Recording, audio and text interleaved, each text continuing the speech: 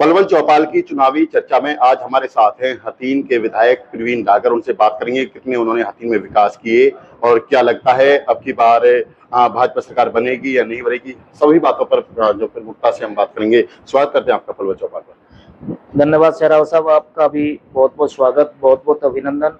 और पलवल चौपाल का मैं बहुत बहुत धन्यवाद करता हूं कि जो हमारे आप दिन रोज जो सभी के साथ मिल बैठ करके चुनावी चर्चा करते हैं, आपका बहुत बहुत धन्यवाद। विधायक जी, पहला सवाल, ऐसा कहते हैं कि हथीन में विधायक बनते हैं, चेहरे बदलते हैं, पार्टियां कभी कौन सी आती कौन सी, लेकिन विकास नहीं हो पाता। आप कहते हैं बहुत विकास किया, क्या क्या किया आपने?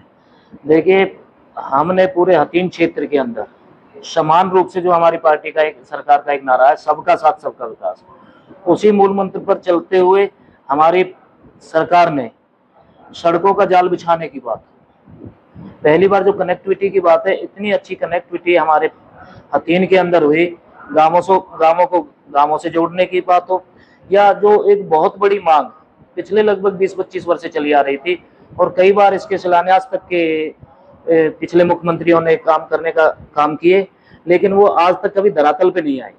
और हमारी सरकार ने जो बिना किसी भेदभाव के हथीन के अंदर बाईपास बनवाने का काम किया और मुंबई वडोदरा पे जो केएमपी पे कनेक्टिविटी की जो एक बहुत बड़ी मांग थी, कांग्रेस सरकार में भी काफी ये मांग हमारे पूरे इलाके ने उठाई, लेकिन उन्होंने भी हमारी मांग पे कोई सुनवाई नहीं करी।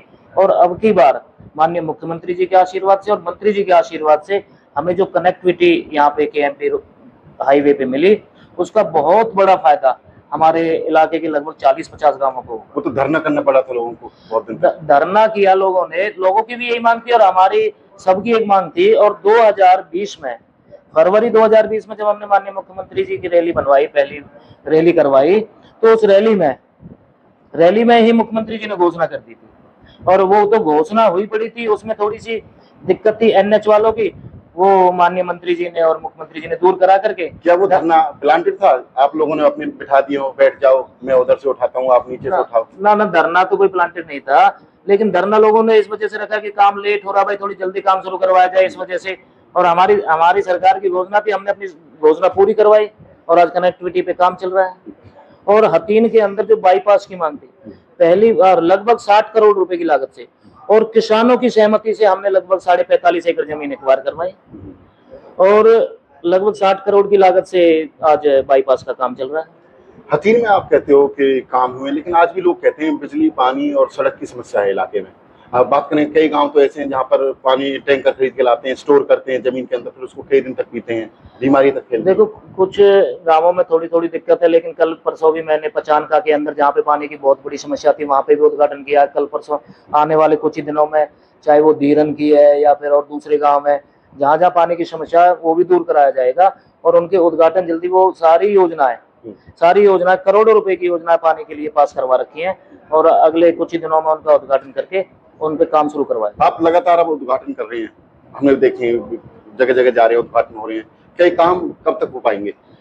ये काम चाहे कोई सड़क का काम चल रहा है या कोई रास्ते का काम चल रहा है, हर काम की टेंडर के अंदर समय सीमा निश्चित कर रखी है और सारे काम समय पे पूरे हो जाएंगे। बात करें किसानों की समस्या लंबे समय से चली आ रही है। पहले तो पानी की समस्या थी किसानों के लिए, अब सेम की समस्या और बढ़ गई है। इसके लिए क्या आपने कामकाज किया इसको लेकर? सेम की समस्या पे लगभग 70-80% हमने समाधान करा दिया। एक हमारे यहाँ पे दुवालू माइनर हुआ करती थी, तो दुवालू माइनर की हमने खुदाई करवा करके वहां पे ड्रेन बनवाने का काम किया, उससे किसानों को काफी राहत मिली है। और लगभग 150 से ऊपर ट्यूबवेल हमने पूरे हथीन क्षेत्र के अंदर जिन गांवों में सेम की समस्या है, तो लगभग 70-80% तक किसानों की समस्या का समाधान हुआ। थोड़ी सी समस्या जरूर रह रही है, तो आने वाले कुछ दिनों में एक फाइल हमारी और चली हुई है लगभग 62 ट्यूबवेलों की, और जैसे ही वो 62 ट्यूबवेल मंजूर होकर आ जाएंगे, उसके बाद 99% हम दावे के साथ कह सकते हैं कि किसानों की सेम की समस्या का समाधान हो जाएगा। बात करें, हथीन में बेरोजगारी बहुत है, इसको लेकर आपने क्या प्रयास किया? बेरोजगारी के लिए हमारी सरकार की पॉलिसी है कि HKRN के थ्रू भी जो नीचे कैटेगरी वाले, जिनकी आमदनी BPL कार्ड है जिनके, और जिनकी आमदनी बहुत ज्यादा कम है, उनको HKRN के थ्रू हम रोजगार देने का काम कर रहे हैं। और परमानेंट नौकरियां पिछले 10 साल में हमने लगभग 1.25 लाख से ऊपर परमानेंट नौकरियां देने का काम किया। और जो हमारी एक सोच है कि पिछली पंक्ति में जो व्यक्ति खड़ा है, हथीन में कितने लोगों को नौकरी लगवा पाए आप? हथीन में हमारी सरकार की पॉलिसी है, मैंने तो किसी को नहीं लगवाया, लेकिन सरकार की पॉलिसी के अनुसार जो भी पॉलिसी में है, और जिनको भी जो गरीब लोग हैं उनको रोजगार जरूर मिल रहा है। बात करें बिजली की काफी समस्या है हथीन के अंदर। एक आपका पन्ना प्रमुख सम्मेलन हुआ, वहां भी बिजली को लेकर विरोध हुआ। इसके लिए कितना प्रयास किया, क्या इसका समाधान हो पाएगा? देखो, बिजली के लिए हमने प्रयास किए हैं, और पहली बार हथीन क्षेत्र के अंदर हथीन विधानसभा में 2 पावर हाउस, एक जैंदापुर के अंदर काम चल रहा है लगभग 23 करोड़ रुपए की लागत से, अगले जनवरी फरवरी तक वो बन करके तैयार हो जाएगा। तो 10-15 गांवों की समस्या का समाधान वहां पे हो जाएगा।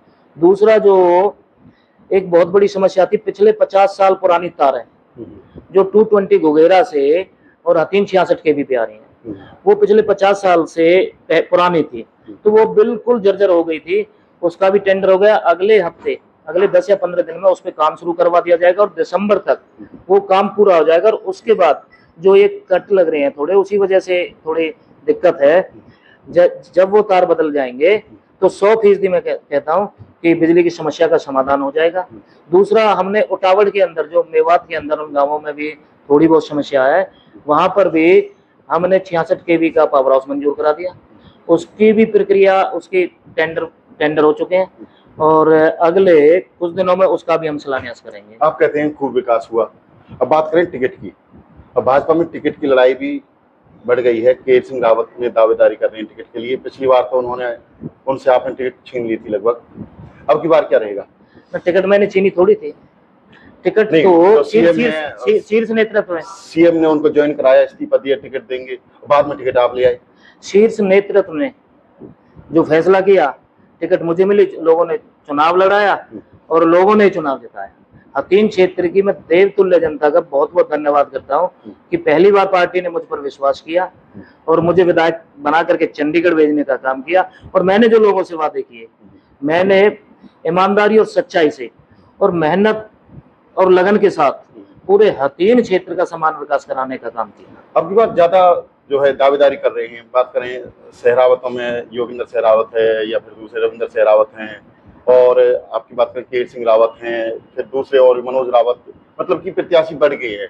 क्या लगता है चुनौती रहेगी टिकट के लिए? कोई चुनौती नहीं है, पार्टी का ये फैसला होगा। जिसे भी पार्टी टिकट देगी, चाहे शहरावतों में, चाहे रावतों में, या और दूसरे भी दावेदार हैं, हथीन के अंदर भी टिकटार्थी हैं, और भी हमारे पार्टी का कोई भी कार्यकर्ता, ये अधिकार है कार्यकर्ता का टिकट मांगने का। जिसे भी शीर्ष नेतृत्व टिकट देगा, हम सब मिल करके चुनाव लड़ेंगे। नहीं, आप बिल्कुल नहीं, बिल्कुल नहीं। ऐसा नहीं है पार्टी में रह के फिर विरोध करें? नहीं, ये हमारी आदत नहीं। रघुकुल रीत सदा चली आई, प्राण जाए पर वचन न जाए। अगर आपको ही मौका मिलता है दूसरी बार से, क्या कमल खिलेगा, या फिर जिस तरह से हर्ष कुमार और जय दावेदारी करके कांग्रेस, इनमें से कोई चेहरा आता है सामने, या फिर कोई गठबंधन भी हो गया है लोकल बसपा का, वहां से भी तैयब हुसैन मीम का या कोई और आता है, मुकाबले किस पार्टी से मानते हो? हमारी पार्टी के सभी कार्यकर्ता साथी मिलकर के चुनाव लड़ेंगे। जो टिकटार्थी हैं, जो टिकट मांग रहे हैं, वो सभी साथी मिलकर के चुनाव लड़ेंगे। और मुकाबला किसी के साथ नहीं, जनता का आशीर्वाद है। पिछली बार कहाँ मुकाबला था, जनता ने आशीर्वाद दिया, तो जनता का आशीर्वाद रहेगा। और एक तरफा जनता में एक मैसेज है कि जितने विकास कार्य इस कार्यकाल में हुए, उतने विकास कार्य पिछले, आप अगर 20 साल का रिकॉर्ड भी उठाएंगे। पिछला चुनाव तो आपको पिताजी के चेहरे पे वोट मिली थी, क्या आपकी बार विकास पे मिल जाएगी वोट? विकास के नाम पर पिताजी भी यहीं पे हैं, पिताजी कहाँ जा रहे हैं? बात करें शिक्षा को लेकर, तो हकीम में कई स्कूल ऐसे हैं जहाँ पे बिल्डिंग खराब है, टीचर नहीं है। शिक्षा को लेकर क्या कामकाज कर पाया? शिक्षा को लेकर के हमने 5 स्कूलों की बिल्डिंग, जैसी कॉलेजों के अंदर बिल्डिंग हुआ करती थी जब हम पढ़ा करते थे, तो ऐसी बिल्डिंग बनवाने का काम किया। थोड़ी स्टाफ के लिए भी अभी 7,500 टीजीटी अध्यापक और लगाए हैं, और भी भर्तियां सरकार करने जा रही है। तो जो कमी है उसको पूरा कर दिया जाएगा। और 5 बिल्डिंग, मंडकोला के अंदर स्कूल देखो आप, अहरवा के अंदर स्कूल देखो आप, स्कूल की बिल्डिंग, और गहलव के अंदर देखो, बामनी खेड़े के अंदर काम चला हुआ है, और इस पे हथीन के अंदर भी 4.5 करोड़ की लागत से एक भव्य स्कूल की इमारत बनाई जाएगी। युवाओं के लिए अगर स्टेडियम की बात करें, आपका मिंडकोला का स्टेडियम है, बात करें उस वो खंडर होता जा रहा है ना, उसमें अभी एक काम भी करवाया, थोड़ी बहुत देखो बिल्डिंग पुरानी हो जाती है तो कहीं ना कहीं टूट फूट हो वो जाती है। चालू ही नहीं हुआ, उसके कौन से उसमें एक दिन भी गेम नहीं हो पाए। उसमें देखो अब हथीन के अंदर एक हम बड़ा स्टेडियम बनाने जा रहे हैं, लगभग 6 करोड़ रुपए की लागत से उसका टेंडर हो गया, पहली किस्त उसकी जारी हो गई है। अगले कुछ दिनों में ही स्टेडियम की भी हम शिलान्यास करने जा रहे हैं। अब फिर से आपको मौका मिलता है विधायक बनने का, तो क्या कामकाज जो रह गए करना चाहते हैं आप हथीन में? जो गति आज चली हुई है इससे भी तेज गति से और हथीन के अंदर विकास कराए जाएंगे। वैसे लगभग जो जो लोगों की मुख्य मुख्य मांगे थी, चाहे वो हथीन बाईपास की हो, चाहे हथीन के अंदर 2 पावर हाउस बनाने की बात हो, हथीन के अंदर 2 कॉलेज बनाने की बात हो शिक्षा के क्षेत्र में, रेस्ट हाउस बनाने की बात हो, या फिर सड़कों को जोड़ने की बात हो। मिंडकोला का आपके गांव का रेस्ट हाउस बन गया है, बिल्कुल तैयार है, स्टाफ भी बैठा है। हथीन का नहीं अभी तक चालू हो पाया। हथीन का कल, या तो कल नहीं तो अगले हफ्ते उसका भी उद्घाटन काम पूरा हो चुका है। काम पूरा हो चुका है। थोड़ा सा काम है, कोई 1-2% काम रह रहा है, अगले 1 हफ्ते में पूरा हो जाएगा, उसका भी उद्घाटन करेंगे माननीय मुख्यमंत्री। लगता है टिकट मिल जाएगी और जीत होगी। वो शीर्ष नेतृत्व और मंत्री जी जो आदेश करेंगे, मंत्री जी हमारे आका हैं, मंत्री जी और शीर्ष नेतृत्व और मुख्यमंत्री जी जो भी दिशा निर्देश, जो भी आदेश करेंगे, हम उनके आदेशों की पालना करेंगे। पलवल चौपाल से बात करेंगे, धन्यवाद। ओके, धन्यवाद आपका, बहुत बहुत धन्यवाद सहरावत साहब। ये थे हमारे साथ हथीन से विधायक प्रवीण डागर, जिन्होंने हमारे सवालों का बेबाकी से जवाब दिया। उनका कहना है कि यहाँ फिर से कमल खिलेगा, पार्टी चाहे जिसे टिकट देगी वो उसके साथ है, इन्हें मौका मिलता है तो दूसरे लोग भी इनके साथ रहेंगे, ये इनका कहना है। साथ ही इन्होंने कहा कि जो है मुकाबले की बात करें तो कोई किसी पार्टी से कोई भी चुनाव लड़े उनसे कोई दिक्कत नहीं है, कमल के फूल की निश्चित तौर पर यहाँ से जीत होगी। हथीन से दिनेश कुमार, पलवल चौपाल।